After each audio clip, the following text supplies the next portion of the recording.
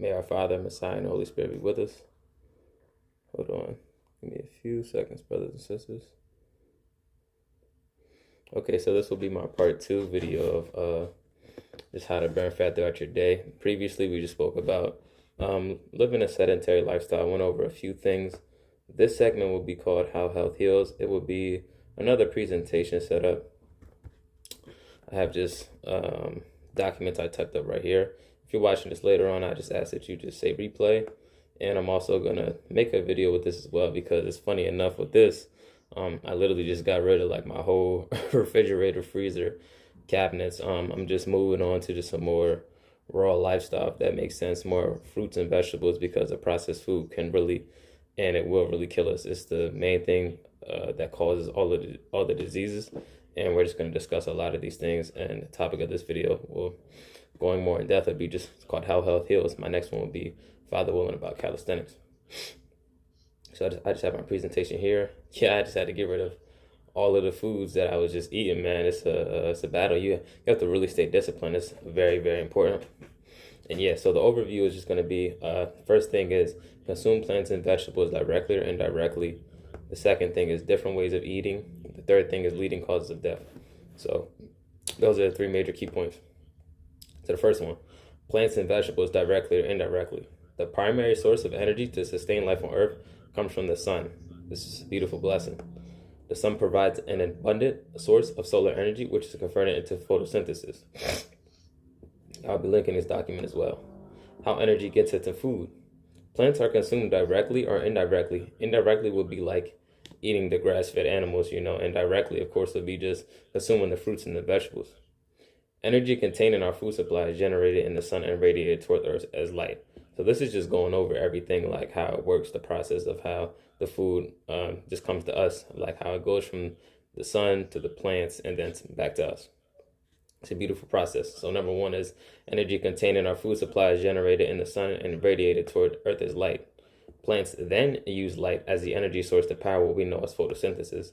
And this video will be just like an insight to just give you more information on because your diet is very, very important. And it can help you just burn a lot of fat throughout your day, just literally changing up your diet. A lot of people there are some who just don't work out at all, but they just move around more and they just literally change up their diet. So this video will also be talking about, just like, because Americans, we literally have the worst diet. So this video will be talking about other places and other diets in other places. So number 3 will be, for this segment, the sun's energy is effectively stored in the chemical bonds of glucose molecules created by photosynthesis.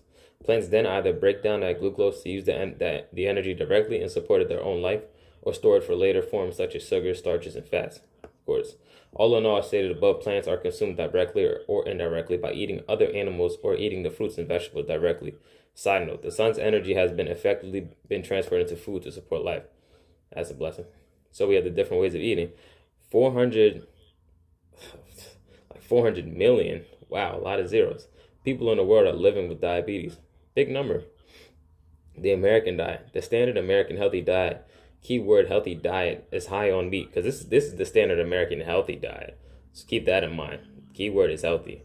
It's high on meat, high on sugars, high on processed food, high fat dairy products, low fiber, hydrogenated oils. U.S. American consumes more than 150 pounds of sugar per person. Portion sizes are increased. So Americans, our diets is just a no-no. The Latin American diet consists of food, sugary snacks, and drinks are consumed way less often and not in large size. They eat lots of wholesome fruits and vegetables and fish. Fish is a big one. Healthier protein choices, more farmers markets, more fiber, fewer processed foods, low fat, and dairy. So that's the Latin American diet. The Northern Europe diet they mainly go off of high protein diets and starch and way fewer processed foods. The processed foods is really what's killing us. The Mediterranean diet is mainly proteins, nuts, legumes, berries, heavily plant-based, which is great. And the main animal they consume is fish. Like I was just speaking of, fish is great. And other proteins include almonds and beans. There's many sources of protein as well. People just think it's just strictly animals. I don't understand that. Liberal use of fresh fruits and whole grain nuts. They also cook with olive oil. Olive oil is very good. The Middle Eastern traditions, they eat a lot of vegetables, tomatoes, eggplants. Eggplants are really good. Tumors, two birds. I'm sorry. They don't eat any beef or pork as stated. I assume if some do, it's very little because that was from my actual notes and facts, but from my nutrition course. But I just stated that I assume if some do, it's very little. So it says they don't eat any beef or pork as stated. I assume if some do, it's very little. Proteins they eat are lamb. Lamb is good, and mutton. The dairy they use comes from sheep and goats. Most places, a lot of places, do not use cow milk for dairy. The African diet is fresh vegetables, fruit, no red meat, leafy greens, legumes, whole grains, yams, and turmeric. That's the word I was looking for. The Indian diet consumes of vegetables, lentils, and fruit. Beef is rarely included. The Asian diet is mainly rice, noodles, fruits and vegetables, and legumes, fresh food, and whole food ingredients. They have a lower incidence of disease, and they have a high fish consumption. They move around a lot as well. If you notice, and they really move around a lot, which is what we need to do more over here.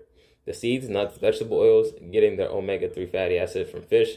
You can also get that from almonds, so understand that. The last segment we'll be going over is the leading causes of death. The top two leading, and these are preventable. Notice this word right here. These are preventable causes of death. So understand that, brothers and sisters, preventable causes of death. The top two leading preventable causes of death in modern society are tobacco smoking and overweight and obesity. Overweight and obesity is hand in hand. Numerous chronic diseases are highly preventable by active and healthy lifestyles. Coronary artery disease is a type of heart disease that is the leading leading cause of death, both in men and women. So that's the leading disease, but the leading cause of overall, death, coronary artery disease is the leading disease. It's a type of heart disease, leading cause of death, both in men and women. So it's important to note. So the leading causes of death overall, tobacco smoking is over 4,000 deaths. That's number one. Number two is overweight and obesity, over 300,000 deaths, and these are all preventable. Alcohol, 100,000 deaths. Infectious diseases, for example, which is funny, like COVID-19, and these are preventable diseases, is below 100,000 deaths. Don't let these people lie to you with these fake numbers. Facts. Toxins under 100,000, for example, chemtrails and poisonous foods. Motor vehicle collisions lower than 100,000.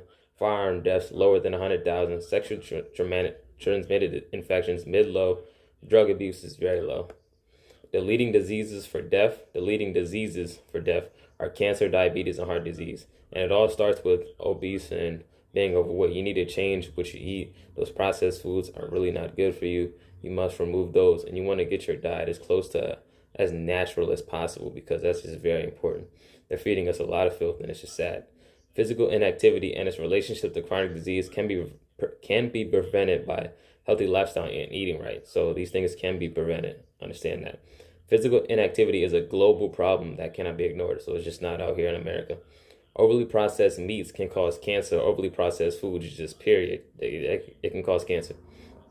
All starts with just being disciplined, taking care of yourself. With regular exercise and regular eating, naturally, and good foods can prevent cancer.